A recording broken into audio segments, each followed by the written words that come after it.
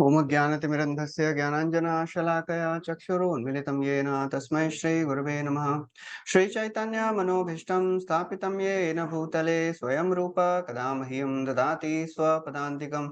वन्देऽहं श्रीगुरो श्रीयुतापदकमलं श्रीगुरोन् वैष्णवांश्च श्रीरूपं साग्रजातां सहगणा रघुनाथान्वितं तं सजीवम् साद्वैतं सावधूतं परिजना सहितं कृष्ण चैतन्य देवं श्रीराधा कृष्ण पादान् सहगणा ललिता श्रीविशाखान्वितांश्च हे कृष्णा करुणा सिंधु दीनबंधु जगत्पते गोपेश गोपिका कांत राधा कांत नमोस्तुते तप्त कांचन गौरांगी राधे वृंदावनेश्वरी वृषभानुसुते देवी प्रणमामि हरिप्रिये आच्छाकल्पतरुभ्यश्च कृपा सिन्धुभ्य एव च पतितानां पावनेभ्यो वैष्णवेभ्यो नमो नमः।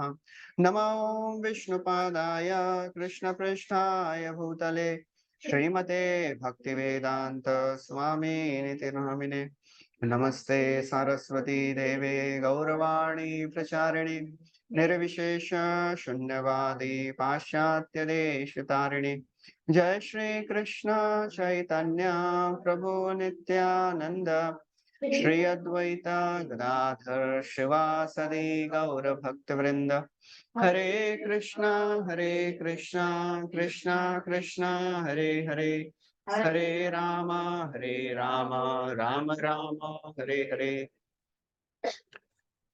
Hare Krishna, so welcome everyone. We are to our Srimad Bhagavatam class. Thank you for coming. We are discussing from Srimad Bhagavatam, 4th canto. We are on chapter 5th today. So in the last 4th chapter, we heard how Sati, she doesn't listen to the various wonderful instructions of Lord Shiva. She goes and there she sees that there is no oblation being offered for the pleasure of Lord Shiva. And she becomes very angry and she chastises Daksha and all the assembled people there. And ultimately she thinks that because the ideal ideal way one should deal with a Vaishnava blasphemy is, there are 3 ways. What are the 3 ways one should deal when somebody is blaspheming a Vaishnava? Close our eyes, ears. Close the ears. Go away. Second, retaliate, debate with them, defeat them, or you can just cut off their tongue. That is what is described. In LOD somewhere it is written to kill them also. Kill them also. So there are different things for different people. A Brahmana cannot kill himself because it will be Brahma Hatya. So the ideal thing for him is to go away. A Kshatriya, he has the power to kill. So he can cut off the tongue, he can kill that person. But a Shudra and a Vaishya, they cannot do any of these things. So for them it is mentioned that, okay, you can just give up your body. So Sati, she was thinking, I am lower than Brahmana or Kshatriya, I am a Shudra. So she gave up her body, meditating on the Lord, and that's what we discussed in the last class. So now we'll be discussing the 5th chapter, which is entitled The Frustration of the Sacrifice of Daksha. So when Lord Shiva, he hears this news from Narada. So Narad Muni he does this service of, giving this information wherever is needed. So Prabhupada writes that, Chakravarti Thakur writes in the purport that Narad Muni, he is doing this service and he reaches wherever it is needed and he gives the information. It is not that he likes to, जैसे लोग बोलते हैं ना, इधर की बात उधर करने में उनको मजा आता है. It's not like that. He is a great personality. He's a spiritual master of all the great personalities. So it is not that he is interested in just talking. He is also the mind of the Lordship, no? Whatever the Lord has in his mind, he does it. Who? Narad Muni. No. Not like that. Why? He is born from Brahma's mind. He is Manas Putra of Brahma. He is a spiritual personality. He is not material. His body is not material. We heard in the first, we know in the first canto, the story comes, and then Narad Muni gets a spiritual body. So he represents the pure devotional, potency. When Brahmaji first gave birth to four Kumaras, they represent Jnana Shakti. And Jnana Shakti has a little bit of, Jnana has some bhakti also, Jnana Mishra Bhakta. So these four Kumaras, they had a little bit of devotion. So they had, their devotion was mixed with Jnana. But then Brahmaji gave birth to Narad Muni. And Narad Muni represents pure devotional service. Four Kumara, they were born from mind? No. They represent four Shaktis of Jnana. Sankhya, Tapa, Vairagya, and one more thing. Sankhya, Tapa, Vairagya, and I don't remember the fourth one. So they all represent these four Shaktis, Jnana Shaktis.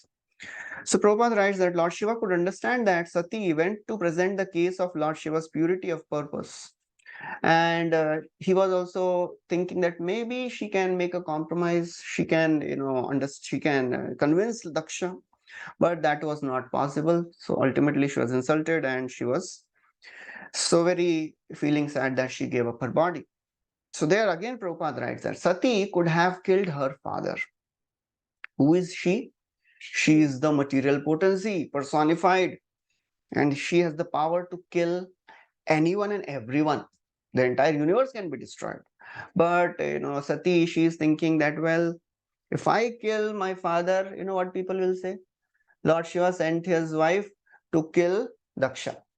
So his name will be, his fame will be destroyed. His name will be spoiled. So therefore, she says, I can't destroy you. So better I'll destroy myself. So that's how she decides to give up her body. And when this news comes to Lord Shiva, he becomes so very angry. And his lips are trembling in anger, and he plucks out one hair, and it is like blazing electricity. And he dashes that hair on the ground, and from there comes a very, very powerful, gigantic demon. And that personality is Veerbhadra. So Veerbhadra was the anger personified of Lord Shiva. And wonderful description is given. He was fearful black demon, as high as sky. He was bright as three suns come together. He had very fearful teeth.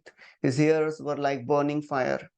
And he was wearing a garland of the heads of men. He had thousands of arms. And he was equipped with all the weapons. That's how these devotees, BBT, they have painted such wonderful paintings appropriately according to the description given. No deviation. Sab kuch hai isme, So that's how Prabhupada has instructed these devotees to stick to the description. One devotee he painted Vrindavan, forest, and he thought Krishna must be there. So then he painted Krishna also. He went to Prabhupada and said, Prabhupada, how is this painting? Prabhupada said, which verse? He said, Prabhupada, Krishna in Vrindavan. He said, Prabhupada said, okay, but where it is mentioned like this? He said, Prabhupada, Krishna is unlimited. Prabhupada said, but you are limited. Stick to the verse. So that's how Prabhupada has really strictly, instructed his disciples to stick to the verse. Remember the apps also. Oh, sorry? Apps bhi hai usko. Demon ko apps bhi hai. So Veerbhadra, Lord Shiva orders him. So Veerbhadra folds his hands and asks, what shall I do, O my Lord? O Lord Shiva, what shall I do? So Lord Shiva, he tells him that you are born from my body, you are the chief of my associates. So therefore, I order you to go and kill Daksha and destroy the sacrifice. So that's how he is, ordered. Chakravarti Thakur writes that Lord Shiva tells, oh Rudra, you are very skilled in battle. He's a part of the Lord. He's part of Lord Shiva, Rudra. So he says, don't worry, you will never be defeated. You go and you conquer this, you destroy Daksha and kill all the associates. Prabhupada writes a very important purport here. Here is the beginning of competition between Brahma Tej and Shiva Tej. Brahma Tej means the power of the Brahmanas. That is in the Sattva Gun. All the soldiers created by Bhrigu Muni, they were Devatas, Ribhu Devatas. Last week we heard. And Shiva is creating Veerbhadra. That is in the mode of ignorance. He is the in charge of mode of ignorance. So Prabhupada writes, there is sometimes a competition between the two modes. There is three modes. Always there is a competition. Rajas tamas chabhibhuya sattvam bhavati bharata, rajas sattvam tamaschaiva tamas sattvam rajastata. Bhagavad Gita, Krishna says, 14th chapter. There is always a competition going on. Sometimes Sattvagun becomes prominent, sometimes Rajogun, sometimes Tamogun. So Prabhupada writes, even when one is situated in mode of goodness, there is every possibility that his position will be mixed with or attacked by passion and ignorance. That's what makes one unsteady. Always pulled by three ropes. Sometimes Sattva is pulling, sometimes Raja, sometimes Tamo. And that's how we are always disturbed. It happens in every situation. Just coming to a Bhagavatam class, sitting in the Bhagavatam class, it starts with Sattvagun. Class में जाएंगे भागवत सुनेंगे सत्वगुण. And then after some time, slowly mind starts thinking, रात को 6 घंटा भी नहीं सोया तू. You had late night, you need rest, only 4 hours 55 minutes I could sleep. पूरा गिन के रखते हैं हम लोग, 5 10 मिनट भी. सब गिन के 5 मिनट कम सोया मैं. And then we start thinking that spiritual life is meant for peace. इतना ऑलरेडी डिस्टर्बेंस है और अभी क्लास में आके बैठा हूँ और ये बोलते ही जा रहे हैं, कब तक बोलेंगे पता नहीं. आई केम हियर फॉर रिलैक्सेशन और ये तो चलता ही जा रहा है इनका. This is what? Restlessness. That is mode of passion. सत्व से पैशन में आने में कभी कभी टाइम नहीं लगता है. And then, somebody is sitting very quietly in the class. So, two possibilities. या तो सुन रहा है ध्यान से या तो सोने की तैयारी कर रहा है, So that's how we are typically, pulled by three modes always. And there are different modes induced by each modes. Chaitanya Chandra says that in the mode of ignorance, there is always indecision. क्या करना है समझता ही नहीं है, अब ये करूं कि वो करूं. Indecision. In the mode of passion, there is indiscretion. He says indiscretion means you're so restless कि ये करूं कि कब करूं, आज करूं, कल करूं. Cannot take decisions. And even if you decide, you cannot work on it. In the mode of goodness, there is introspection. In that Sattva Gun, one can start thinking actually what I am supposed to do. And that is where the devotional service can be practiced steadily. And one comes to the mode of goodness when one gives up sinful activities. Yesham tu antagatam papam jananam punya karmanam te dvandva moha nirmukta bhajante mam dridhavrata. Krishna says, Bhagavad Gita, 7th chapter, 29th verse, I think. One who has given up all his sinful activities, antagatam papam jananam punya karmanam, his pious activities have come, he can practice bhakti with determination. So Sattva-guni person can practice bhakti steadily.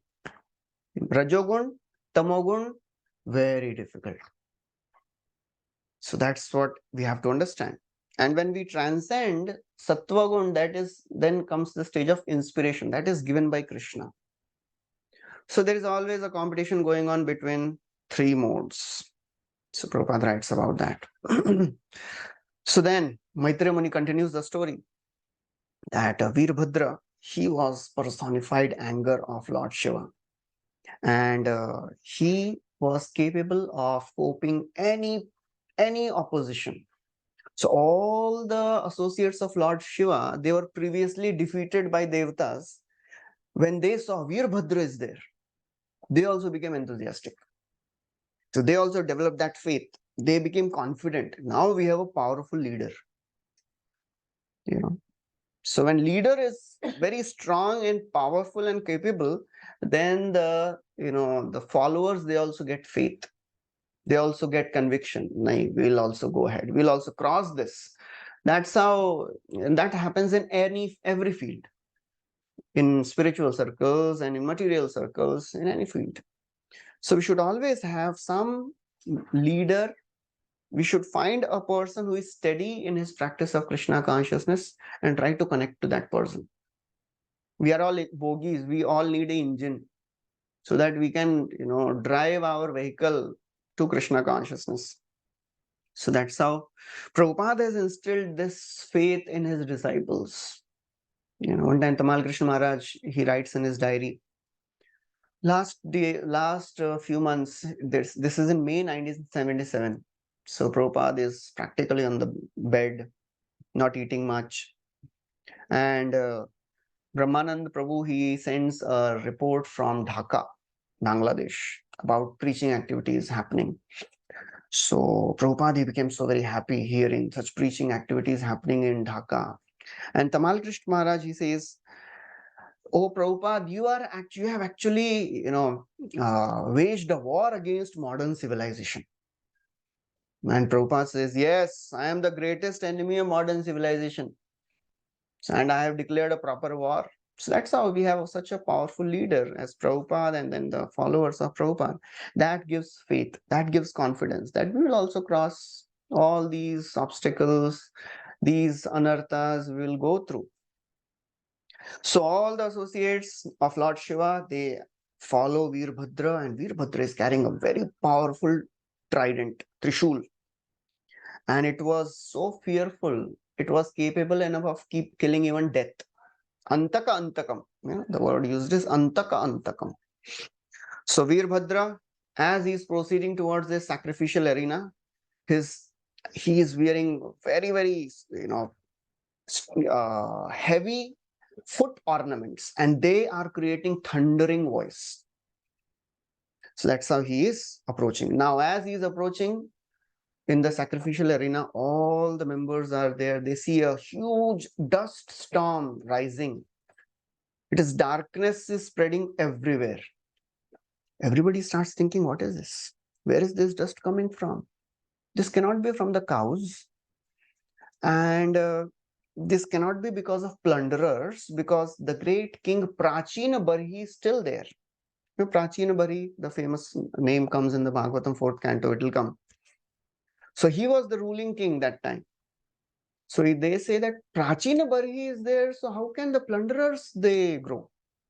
So Prabhupada writes in the purport that whenever there is a strong ruler, the thieves and dacoits and the sinful elements in the society, they cannot grow. So everybody is wondering. Somebody is saying, is this dissolution? The dissolution has come, or what? What is this happening? It was really a intense darkness which was enveloping everything. Then Prasuti is the wife of Daksha. She starts saying that this danger is the result of Daksha's sin. She understands that because Daksha, he insulted that innocent Sati, and because of that insult, she had to give up her body. This is the result of the sin which Daksha has committed. So this whole episode describes the power of Vaishnava aparadh. And devotees, they suffer because of Vaishnava aparadh, not because of karma. They suffer because of Vaishnava aparadh and because Krishna puts them in that situation. So, she's saying like that. So Prabhupada, Chakravarti Thakur writes that Prasuti spoke, this is a result of offense of her father. Not only did Daksha offend her, he did so in the presence of her sisters, in front of everyone. If somebody is chastised in a secluded place, ठीक है, still he can handle. Public में गाली दिया, सबके सामने insult किया, तो it is intolerable. So that's how she's saying. So Prabhupada writes that Sati had been present along with her daughters, along with the other daughters of Daksha. And Daksha very nicely welcomed all the other daughters, but not her. And Sati had come for one reason only, to see if Lord Shiva is being honored there or not. So therefore, when she saw that there was no honor given to Lord Shiva, she was ready to give up her life. So Prasuti could understand that this danger is because of the offense of Daksha.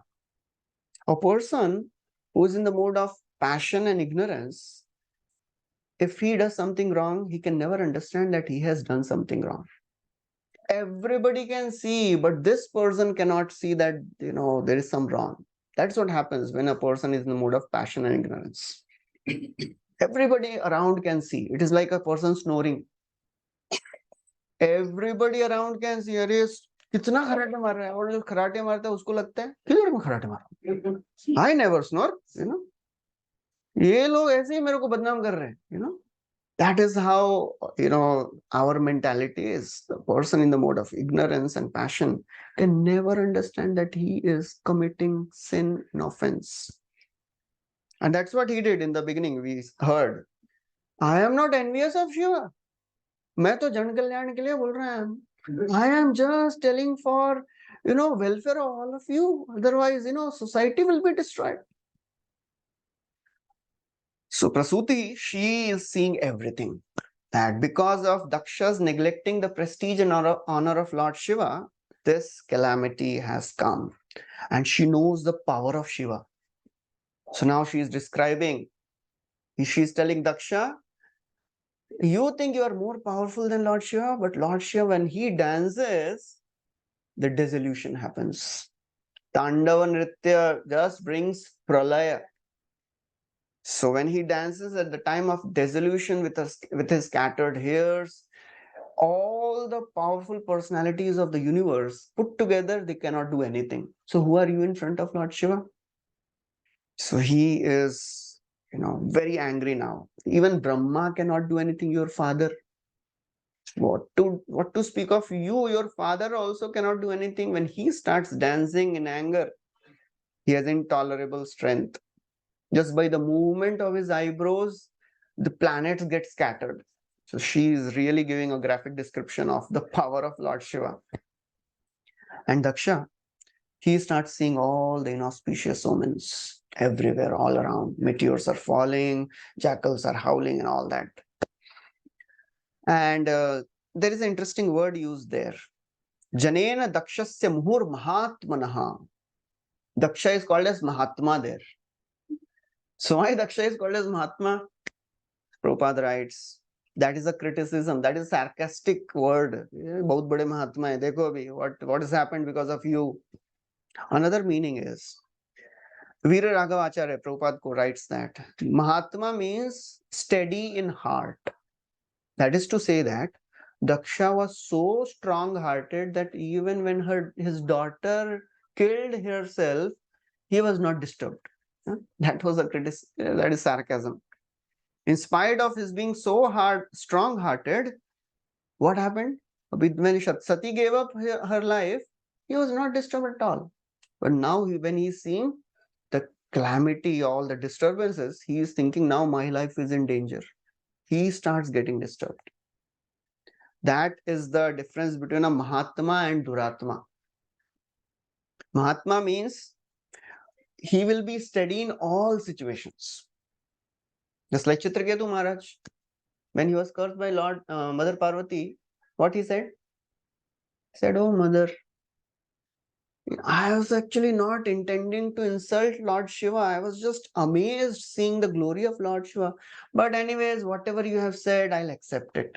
Guna pravaha etasmin kah shapa kah anugraha kah swarga narakah kova kim sukham dukkham evava.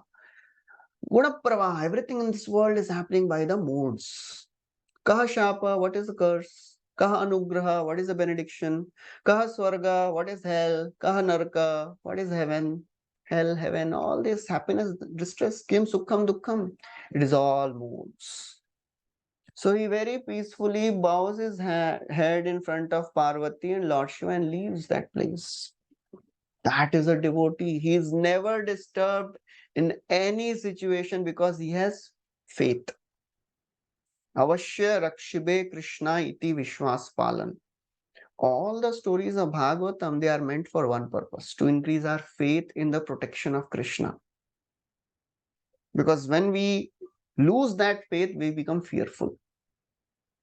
We become fearful of the problems, of the other things which are happening in our life, our health, our relatives, our society. So everything in our life is meant for one purpose, to bring us close to Krishna and to make us fearless. Prabhupada was once asked, Swamiji, when you chant Hare Krishna, how do you feel? Prabhupada said, I feel fearless. Because just like a small child in the lap of his mother, fearlessly, वो सोता रहता है, वो local train में भी चढ़ेगी mummy, एकदम भीड़ भाड़ वाले, वो आराम से सो रहा है.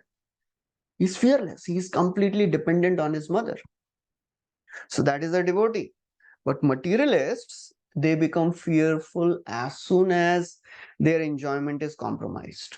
Then they don't take care of their relationships also. Just like Kamsa and Devaki. He was taking care of Devaki nicely, taking her on chariot. I'll drive chariot today.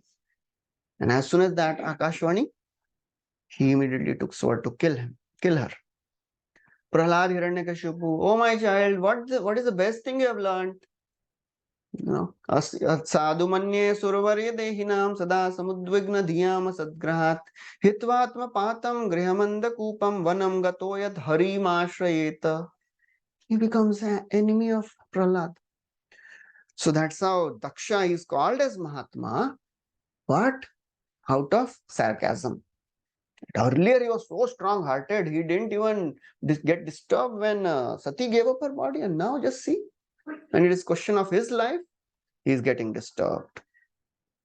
So now, Veerbhadra and all the associates of Lord Shiva, they reach the sacrificial arena and they start creating all the disturbances. Some of them started destroying pillars, some of them started destroying the quarters of women and assembly hall and kitchen and residential quarters and sacrificial pots. Everything they started breaking. And Chakravarti Thakur writes in detail, all these places were situated on the various sides of the sacrificial fire. The wooden beams, there were wooden beams running from east to west, resting on the pillars. They started breaking those pillars also. Wooden beams also. On the west side of the sacrificial arena, there were women's quarters. They entered the women's quarters. They started threatening them. How they were threatening them? They were telling, you wait here and today you will become widow. We will make you widows. That's how they were threatening them. So that's how everything was being destroyed there. They extinguished the sacrificial fire, tore down all the boundary lines of sacrificial arena. They started urinating here and there, contaminating the entire place. Some sages started running away. They blocked their path. They started beating them also. Some devatas started running. They caught hold of them and they started beating them also. So there are various followers. There was a person, Maniman. He arrested Bhrigu and Bhrigu Rishi, Bhrigu Muni. So, and all these people, they had offended Lord Shiva thousands of years back. पहला जो sacrifice हुआ था, everybody had said something. And nobody retaliated. So all they were there. So somehow these followers, they also noticed that time. So now they got a chance. So Maniman, he caught hold of Bhrigu. And this Bhrigu, he, as Daksha was insulting Lord Shiva, he was touching his mustache and enjoying it, it seems. So Maniman, he arrested Bhrigu and he tore off the mustache of Bhrigu. Then Veerbhadra, he caught hold of Daksha. And there was another follower of Lord Shiva, Chandadesh. He arrested Pusha.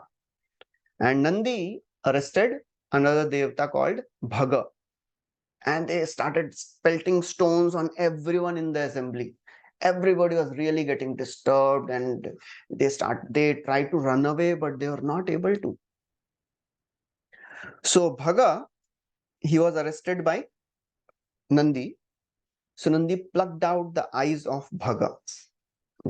Why? Because when Daksha was insulting Lord Shiva, he was encouraging Daksha by movement of his eyebrows. Oh. So he plucked off the eyes of Bhaga. This was in the first sacrifice. The first sacrifice. First. And that you say that thousands years. हाँ, ये सब 1000 साल के बाद हो रहा है ना. Thousands of years have passed by between the first yajna and this. सब याद रखते हैं लोग. And then this Chandadesh arrested Pusha. So Pusha was smiling when Lord Shiva was being insulted. So he knocked off the teeth of Pusha. Or next chapter mein, how Lord Shiva very nicely gives benedictions to them. It is interesting. Pusha को जाके बोलते हैं, you will not have teeth, you will have to eat from your disciples' mouths. मतलब your disciples will chew and they'll give you, you eat it. So that's how Lord Shiva, he doesn't forgive. मतलब forgive बोलते हैं, ठीक है, I was not taking it seriously. ये तो वजह से पिताजी अपने बच्चों को, but still he punished them nicely. So अभी 1000 years back also, they were married, Sati and Shiva. No, why are you getting confused? Sati was there with Shiva 1000 years with the first yajna, and that's what I'm saying. That time she was there. of course. Yeah. तो ऐसा 1-2 दिन में थोड़ी ना हो गया था, 1-2 साल में. It was a long time. So then अभी कौन बच गया अभी? Daksha बच गया. So Veerbhadra, he got hold of Daksha. He tried to behead Daksha with sharp weapons. He was sitting on the chest of Daksha and he wanted to kill Daksha by cutting off his head. He was unsuccessful. He tried chanting hymns and various other weapons. Still, his neck was so very thick, it was not being cut by anything. It was hard to cut. And Veerbhadra started becoming bewildered. क्या चल रहा है? So then he saw that sacrificial place where the animals are being sacrificed. So he got an idea. He put Daksha's head there, and with that same sacrificial wooden device, he cut off the head of Daksha and threw it in the sacrificial fire. That's how the curse of Nandi. पहला क्या कर्स था? हजारों साल पहले कर्स दिया था ना. One of the curse was you will get a goat head, So that's how if somebody offends someone, especially a Vaishnava, one cannot get away with that. So that's what I was saying, that Vaishnava Aparad, suffering is compulsory because devotees, they don't suffer because of karma. Karmani nirdahati kintu cha bhakti bhajam. As soon as we start chanting, Krishna purifies us of sinful reactions. Karma is gone. There are 5 things. Adhishthanam tatha karta, karanam cha prathakvidam, vividha cha prathak cheshta, daivam chaivatra panchamam. 5 factors in any activity. Adhishthan, the place. Karta, the doer. Karanam, the instrument. Adhishthan, cheshta, endeavor. And daiva, the destiny. So for materialists who are not devotees, destiny is karma. According to the karma, they get destiny. But devotees, for them, karma is not there. There comes anugraha of the Lord, mercy of the Lord. And that's how Lord personally orchestrates the life of his devotees. It is for any devotee, not just pure devotee. Anyone who has Shraddha. This process is very nice. That initial Shraddha, Adau Shraddha, that stage, Karmani Nirdahati Kintuja Bhakti Bhajam. That is the words of these are the words of Acharyas. It is not that pure devotee banenge tab karma jayenge. No. As soon as we start chanting, we have faith that I want to practice this. I want to develop my connection with Krishna. We may not be purified yet, but because we are practicing pure devotional service, it is not that abhi to anartha hai itne, that we are in the purview of pure devotion. So we are getting purified of our anarthas. But the karma, they get destroyed just by having that faith. Initial shraddha is sufficient to destroy the karma. Aprarabdha phalam papam kutam bijam phalonmukham kramenaiva praliyeta Vishnu bhakti ratatmanam. Vishnu bhakti destroys karma completely. Sanketyam parihasyam stobham helanam eva vaikuntha nam grahanan asheshagha haram. Unlimited sins get destroyed just by chanting the names of the Lord unintentionally. संकेत करके बोल रहा है हरे कृष्णा वाला जा रहा है, उसके sin भी पाप नष्ट हो रहे हैं. Somebody who is chanting with faith, but to speak of that person. So that is the understanding. So then why devotees suffer? Because of two reasons. Because of Vaishnava Aparadh, offenses, not just Vaishnava, Seva Aparadh, Nama Aparadh, whatever. And Krishna puts them in that situation. He orchestrates the life of devotees to purify them of their anarthas. Karma is not there. Anarthas get purified over a period of time. Anartha nivritti takes a long time, but previous karmas, they are destroyed. So that's how Daksha, he is getting his punishment. So that's how all the followers of Shiva, they now are rejoicing because they see, oh, now Daksha is dead. And all of them, they are so very happy. And all the Brahmanas and all the other people, they are lamenting over the death of Daksha. After this, Veerbhadra, he leaves the place, he goes back to Kailash. So that's how, this is a short chapter. So I'll not start the next chapter because that is a longer one. So that's how the, sacrifice of Daksha was destroyed. So this chapter and this whole pastime is a very, very strong reminder for a devotee or anyone, not how powerful Vaishnava Aparadha is and how we should take it very seriously. Otherwise, because every devotee around us can elevate our consciousness or degrade it just by thoughts. If the devotees around us are thinking good about us, then Krishna notices that and he gives that devotee mercy. Oh, this devotee is pleasing so many devotees. And if one devotee is troubling so many, then Krishna will not give mercy. So that is how we have to be really careful in this path of Krishna consciousness. It is not so easy path. Path is easy, but because we have our conditionings, we have our, idiosyncrasies, so we should not offend the Vaishnavas.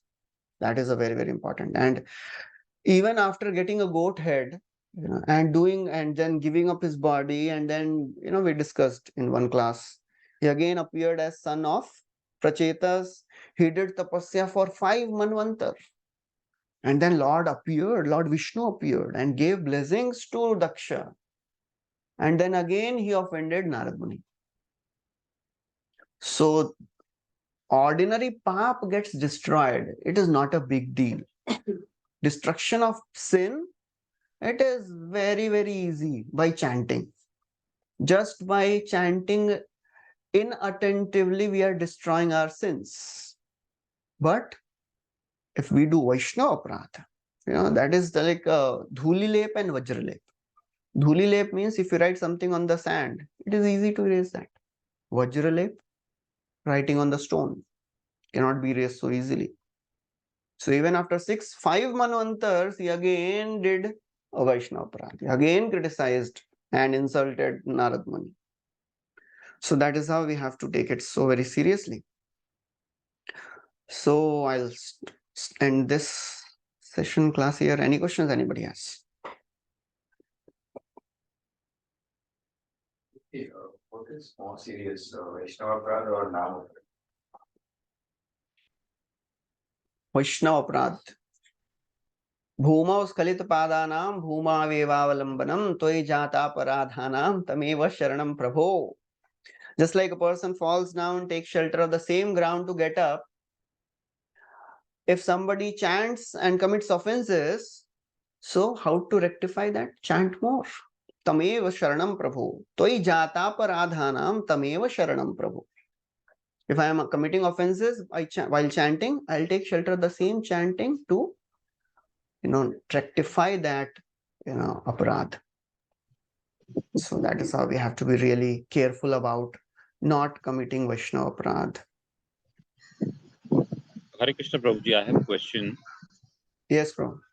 Prabhuji, you said Narad Muni is the Manasputra of Lord Brahma. Yeah. But then we've also done that story where Narad Muni's previous birth as a maidservant son. Correct. So that's a little bewildering, that That is the means last Kalpa story. that is the last Kalpa story. Yeah. Narad Muni, first canto, 5th chapter, Narad Muni tells Vyasdev. He tells, how does that start? That Ekatmaja me janni yoshin mudha chakinkari. He tells that I was born as the son of a maid servant in the prak janma vishayam etam. This is the story of the past kalpa. The past kalpa means 1,000 yuga cycles back. So that's that could how be the previous day of Brahma. Yeah, previous day of Brahma, correct. Okay. So previous day of Brahma, this story happened, and the 4 Bhaktivedantis who came, they took birth as 4 Kumaras in this kalpa. And Narad Muni became, that boy became Narad Muni. So that is how that means in another kalpa there could be another Narad Muni. That's not an eternal position. Yeah, Narad Muni is not an eternal position, Like up to Lord Brahma, all can change and all change at every kalpa. Yes. Basically, the six personalities change in every manvantar. Manvantara, Manudeva, Manuputra, Sureshwara, Rishayo, Amshavatarascha, Hare, Shadvidam Uchyate. So these are the 6 personalities who change in every manvantar. सबसे पहले Manu changes. All the devatas changes. All the prominent devatas, primary devatas, they change. Manuputra, the sons of Manu, they come differently. Sureshwara, Indra changes. Rishayah, the Saptarishi changes. And Amshavatar, the Lord's avatar, he changes. He comes differently. So these 6 personalities, they are all expansions of the Lord. So they all change. So all the prominent devatas, they change in every manvantar. Sabka tenure is 1 manvantar. 72 yuga cycles. 71 yuga cycles. And there are 14 such cycles in one day of Lord Brahma, right? Correct. Okay. Thank you so much. Hare Krishna. In last time, sometimes we had studied, that Indra Dev, Vayu Dev and all are there. आपने पहला भी यही question पूछा था. But because it was there, no, Prabhuji, and लिखा हुआ था कि they are there for one day of Brahma. Correct. That is for all 14 manvantas. They may not rule, na.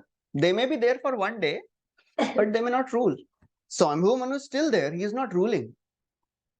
So, अभी पहले वाले कौन प्राइम मिनिस्टर है वो है अभी भी. He is not ruling.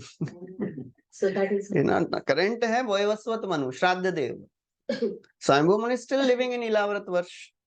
इलावरत नहीं, उसके पहले वाला जो है उसके नीचे वाला है. I forgot that. I think इलावरत में ही रहते हैं.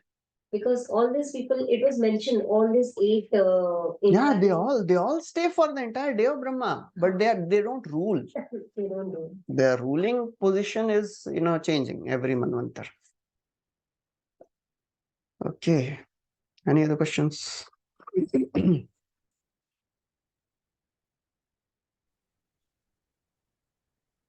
Okay, so I think Daksha's body was made up of what, that it could not be cut with his... अभी कुछ तो होगा, अभी इतना strong body होगा अभी.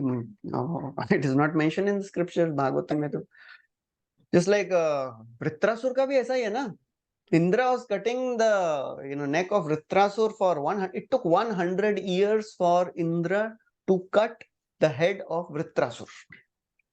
Bhagavatam mentions it. So Vritrasur had already left his body. He was just cutting the dead body. So that's also mentioned. That was something. No, Prabhuji, can I ask one question? Yeah. Prabhuji, you said for devotees, it is not the karma, it is the offense. And the thing And is mercy that and Krishna's intervention. Okay. Krishna is personally executing, orchestrating the life of devotees. He puts them in certain situations. How to understand this? How to understand? It's so very clear. उसमें समझना क्या है?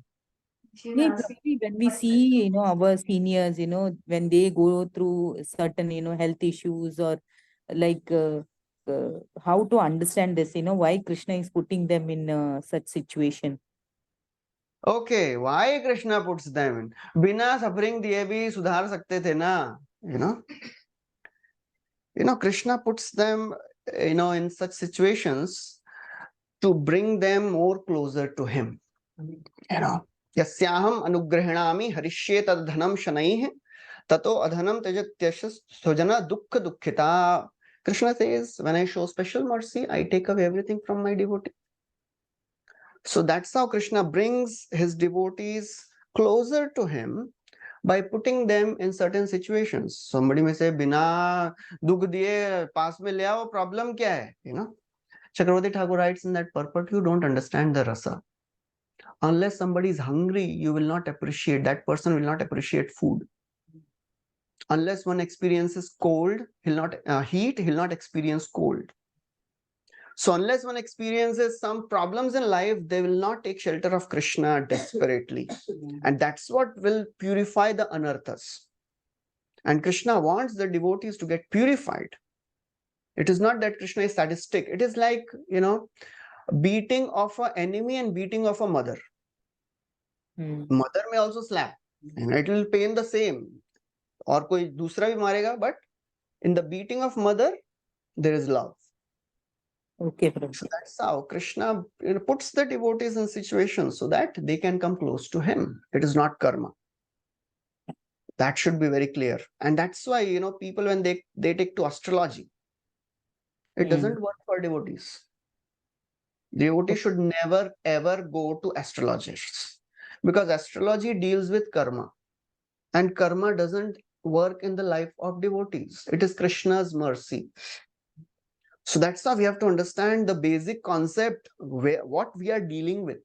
We are not dealing with any ordinary person. Krishna personally takes care of devotees' life. Karma is not there. The astrological kya batayega? And if astrological charts are working in the life of devotees, that means there is a danger. That means devotees' faith is in danger. We are dividing our faith. Yo yo yam tanum bhakta shraddhaya. Yo yo yam tanum bhakta shraddhaya architumicchati tasya tasya chalam shraddham tameva vidhadamyaham. Krishna says in Bhagavad Gita.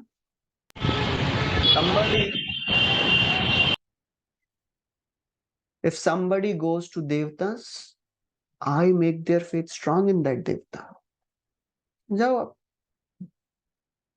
I give the faith by which they become stronger in their faith in that Devata, and then slowly what will happen?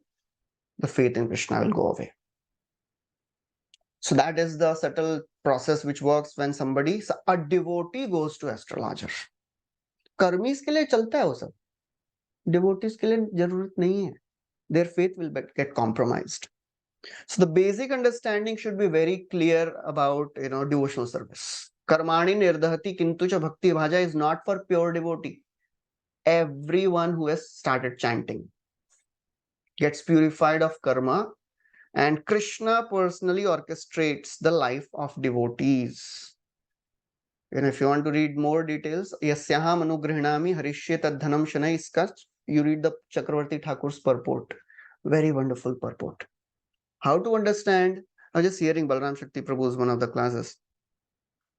How to understand that devotee's suffering is because of karma, or Krishna is, giving them suffering. He gives very nice, Chakravarti Thakur gives nice understanding. Devotees suffering, Krishna, when he gives suffering, he doesn't give them extreme hellish suffering. You may say, devotees are suffering hellish. that means we don't know what is hellish suffering. And when devotees, they suffer, they come close to Krishna. When Krishna gives them suffering. So that's how we have to understand. So many other things he is describing. Chakravarti Thakur writes a very, very wonderful purport. Okay, So that's how Prabhuji. the Thank basic you. understanding should be very clear. This is a very important. I'll okay, I'll just end this. Okay, thank you. Hare Krishna, Srila Prabhupada.